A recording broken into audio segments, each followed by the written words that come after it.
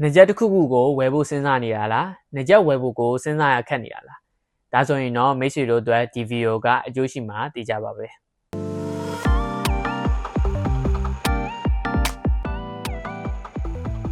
Hello guys ဒီတစ်ခါဗီဒီယိုကတော့ကျွန်တော်တို့ဒီငကြက်တစ်ခုခုကိုစပြီးတော့ဝယ်တော့မယ်ဆိုရင်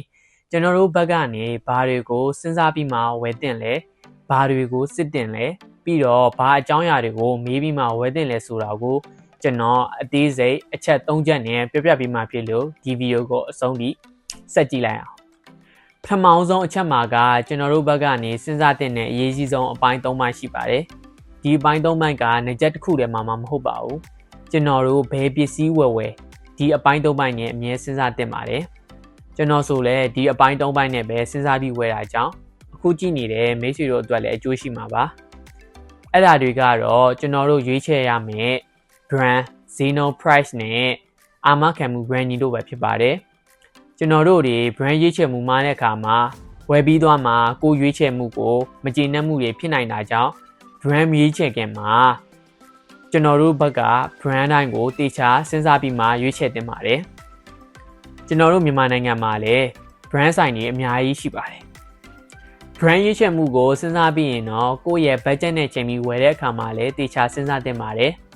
ကိုလိုချင်တဲ့ပစ္စည်းဈေးနှုန်းကကိုယ့်ရဲ့ budget တန်များနေပြင်မဲ့ပစ္စည်းအရေးသွေးရော quality ရောကိုယ့်အကြိုက်ဖြစ်နေရင်ထပ်ပြီးစောင့်ပြီးမှဝယ်ဖို့ကိုကျွန်တော်အကြံပေးပါတယ်ဘာလို့လဲဆိုတော့ကျွန်တော်လိုဖြစ်မှာဆိုလို့ပါကျွန်တော်ဆိုရင်အရင်တုန်းက budget နဲ့ချိန်ပြီးတော့ quality ဝယ်ခဲ့ပြင်မဲ့ကိုလိုချင်တဲ့ပစ္စည်းမဟုတ်တော့ပတ်စံနှစ်ခေါက်ကုန်ရတာပေါ့အဲ့ဒါကြောင့်မို့လို့ပတ်စံကုန်ရခြင်းတူတူတခါတည်းကိုယ့်ရဲ့ budget နဲ့ချိန်ပြီးတော့ကိုလိုချင်တဲ့ကိုကြိုက်တဲ့ငကြက်တွေကိုစဉ်းစားဖို့ကိုကျွန်တော်အကြံပေးပါတယ်ဒီတော့ဈေးနှုန်းပိုင်းကိုစဉ်းစားပြီးပြီဆိုရင်တော့ကျွန်တော်တို့ရွေးချယ်လိုက်တဲ့ပစ္စည်းရဲ့အာမခံမှု range ကိုစဉ်းစားသင့်ပါတယ်ငကြက်တွေရဲ့ပုံမှန် range ကအနည်းဆုံး6လကနေအများဆုံးတစ်နှစ်လောက်ထိတော့ပေးကြပါတယ်ငကြက်အမျိုးအစားပေါ်မူတည်ပြီးတော့ range တွေကလည်းကွာသွားနိုင်ပါတယ်အဲ့ဒါကြောင့်မို့လို့ကျွန်တော်ပထမဆုံးက brand ကိုဘာလို့တေချာရွေးခိုင်းလဲဆိုတော့ကိုရွေးချယ်လိုက်တဲ့ brand ကသူတို့ရဲ့ပစ္စည်းအပေါ်အာမခံမှုတာဝန်ယူမှုအပြည့်ရှိမှကျွန်တော်တို့သုံးစွဲတဲ့အခါမှာလည်းယုံကြည်ကြည်နဲ့စိတ်ချစွာအသုံးပြုနိုင်မှာပါဒါကြောင့် range တစ်နှစ်လောက်ထိကိုပေးတဲ့ငကြက်မျိုးကိုကျွန်တော်တို့ဘက်ကနေရွေးချယ်ပြီးတော့စဉ်းစားတင်ပါတယ်ဒါကတော့ငကြက်မွေခင်မှာကျွန်တော်တို့ဘက်ကနေအရင်ဆုံးစဉ်းစားတင်တဲ့ပထမဆုံးအချက်ဖြစ်ပါတယ်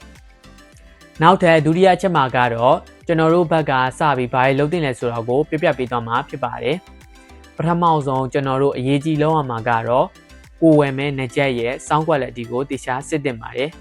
sound quality မကောင်းတဲ့ငကြက်တွေဆိုရင်ကျွန်တော်တို့နားတွေလည်းထိခိုက်နိုင်ပြီးကိုဝယ်တဲ့ငကြက်တွေလည်းတာရှိမခံပဲအမြန်ဆုံးပြတ်နိုင်တာကြောင့် bass တန် mid တန်တွေနဲ့ triple တန်တွေကိုတေချာနားထောင်ပြီးကျွန်တော်တို့ဘက်ကစစ်တင်ပါတယ် ANC active noise cancellation ပါတဲ့ငကြက်တွေဆိုရင်ပိုပြီးကောင်းတာကြောင့်ကျွန်တော်ဝယ်ဖို့ကိုအကြံပေးပါတယ် sound quality ဘိုင်းကိုစစ်ပြီးရင်နောက်ထပ်စစ်တင်တာကကျွန်တော်တို့ရဲ့နားအတွက် comfort ဖြစ်မဖြစ်ကိုစစ်တင်ပါတယ်ကျွန်တော်တို့ရဲ့အတွက်နေ့စဉ်သုံးမဲ့ငကြက်ကလေးလံပြီး comfort ဖြစ်မနေရင်အမြဲတမ်းအသုံးပြုခြင်းစိတ်ရှိမှာမဟုတ်လို့တည်ဆောင်ရတဲ့အခါမှာလည်းလေးလံနေတာကြောင့်အခက်တွေ့နိုင်ပါတယ်အဲ့ဒါကြောင့်ကိုနဲ့ comfort ဖြစ်မဲ့ငကြက်မျိုးကိုစစ်ပြီးအသုံးပြုဖို့ကျွန်တော်အကြံပေးပါတယ်နောက်ဆုံးကျွန်တော်တို့ဘက်ကနေစစ်တင်တာကတော့ control ဘိုင်းပဲဖြစ်ပါတယ်ကျွန်တော်တို့နားထောင်မဲ့ငကြက်က control ဘိုင်းမကောင်းရင်အလွယ်တကူမရှိဘဲနဲ့ပေးရတဲ့ဈေးနဲ့လည်းမတန်တာကြောင့် volume control play pause တို့ကိုအလွယ်တကူနှိပ်လို့ရမယ်ငကြက်မျိုးကိုတေချာစစ်ပြီးမှဝယ်ဖို့ကိုကျွန်တော်အကြံပေးပါတယ် control ဘိုင်းကိုစစ်ပြီးရင်နောက်ထပ်အပူထပ်စစ်တင်တာကကျွန်တော်တို့ဖုံးပြောတဲ့အချိန်မှာတစ်ဖက်လူကကြီးကြီးလင်းလင်းကြားရဖို့အတွက် microphone quality ဘိုင်းကိုလည်းစစ်တင်ပါတယ်ဒါကတော့ကျွန်တော်တို့ဝယ်မဲ့ငကြက်တစ်ခုကိုမဝယ်ခင်မှာတေချာစစ်တင်တဲ့ဒုတိယအချက်ဖြစ်ပါတယ်ကျွန်တော်တို့အရှိကနှစ်ချက်လုံးကိုလုပ်ပြီးပြီဆိုရင်တော့နောက်ဆုံးအချက်ဖြစ်တဲ့ကျွန်တော်တို့ဘက်ကမေးတင်တဲ့အပိုင်းပဲကြံပါတော့တယ်ဘာကိုအရင်ဆုံးကျွန်တော်တို့မေးတင်လဲဆိုတော့ကိုဝယ်မဲ့ငကြက်ရဲ့ battery life ကိုအရင်ဆုံးမေးတင်ပါတယ်ငကြက်တစ်ခုမှာ battery life ကလည်းအရေးပါတာကြောင့်ကိုဝယ်မဲ့ငကြက်ရဲ့ battery life ကဘယ်လောက်ထိခံလဲ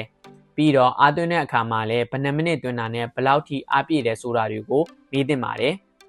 အဲ့ဒါမှကျွန်တော်တို့သုံးတဲ့အခါမှာလည်းအားကိုခဏခဏသွင်းစရာမလိုဘဲနဲ့ကြာကြာနားထောင်နိုင်မှာပါ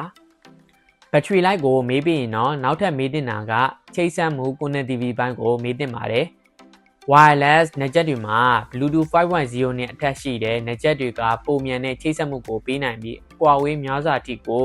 ချိတ်ဆက်မှုမပြတ်နိုင်တာကြောင့် Bluetooth 5.0 နဲ့အထက်ရှိတဲ့နက်ဂျက်တွေကိုမေးတင်ပါတယ်နောက်ဆုံးမေးတင်တာကတော့ကိုဝယ်တဲ့နက်ဂျက်ထဲမှာ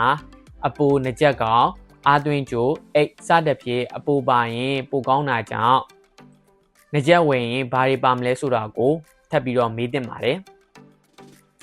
ဒီဗီဒီယိုကတော့နက်ဂျက်ဝယ်မယ်ဆိုရင်ဘာတွေတိထားတင်လဲဆိုတာကိုကျွန်တော်အခြေခံကြအချက်၃ချက်နဲ့ပြောပြပေးထားတာဖြစ်ပါတယ်ကျွန်တော်ပြောသွားတဲ့အချက်ကိုသာအသုံးချရင်မိတ်ဆွေတို့နက်ဂျက်ဝယ်တဲ့အခါမှာတကယ်ကိုအကျိုးရှိမှာပါကျွန်တော်ပြောသွားတဲ့အချက်တွေကတကယ်ကိုအကျိုးရှိခဲ့တယ်ဆိုရင်ကျွန်တော်ရဲ့ comment အောက်မှာ yes လို့ရေးခဲ့ပြီးနောက်ထပ်သိချင်တာမေးချင်တာရှိရင်လည်းရေးခဲ့လို့ရပါတယ်ကျွန်တော်ရဲ့ဒီဗီဒီယိုကိုကြိုက်တယ်ဆိုရင်လည်း like ပြီးခဲ့ပြီးတော့နောက်ထပ်ဗီဒီယိုတွေလည်းဆက်တင်သွားမှာဖြစ်လို့ကျွန်တော်ရဲ့ channel လေးကို subscribe လုပ်ရသေးရင်လည်း subscribe လုပ်ပေးဖို့တောင်းဆိုပါတယ်ဒီဗီဒီယိုကိုအဆုံးထိကြည့်ပေးလို့အားလုံးကိုကျေးဇူးတင်ပါတယ် See you next video